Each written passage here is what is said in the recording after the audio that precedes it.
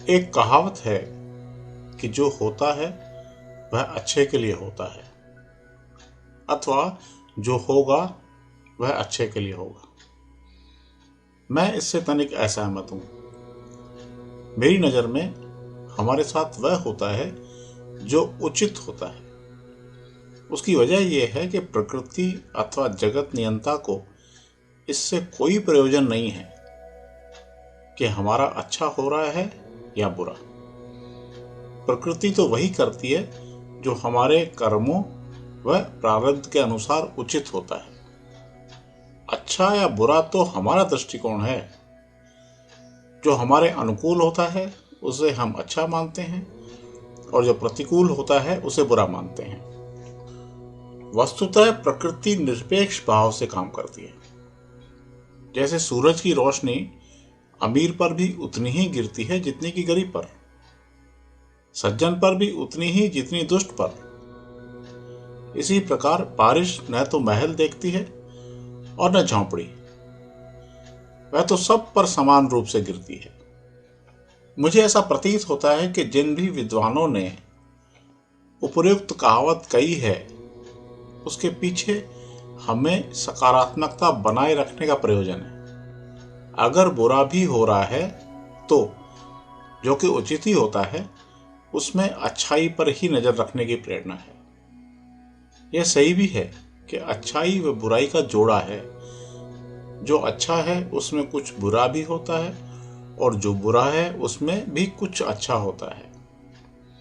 हम निराश न हों, इसलिए कहा जाता है कि भगवान जो कर रहे हैं उसमें जरूर हमारी भलाई है। यह सिर्फ मन को समझाने का प्रयास है।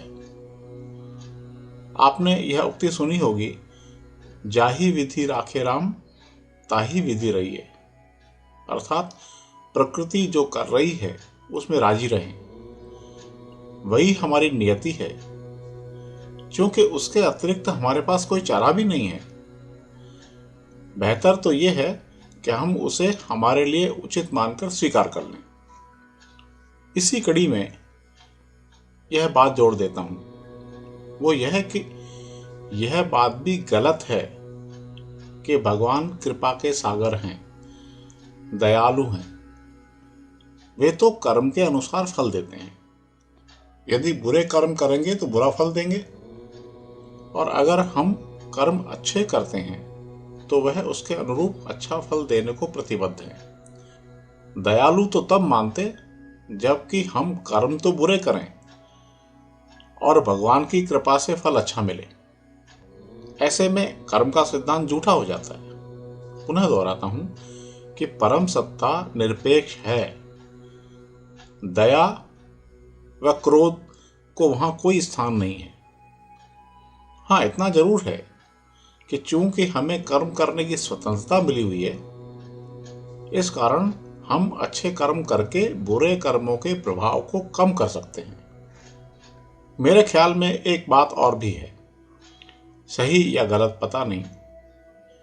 वो यह कि यदि हम बुरा कर्म कर चुके हैं और उसके बाद भगवान की भक्ति करते हैं, अनुनय विनय करते हैं, माफी मांगते हैं, तो प्रायश्चित करने के उस भाव की वजह से, सच्चे दिल से गलती मानने से कदाचित बुरे कर्म का बंधन कुछ कट जाने का भी सिद्धांत हो, जिसकी वजह से बुरे कर्म का उतना बुरा फल न मिलता हो।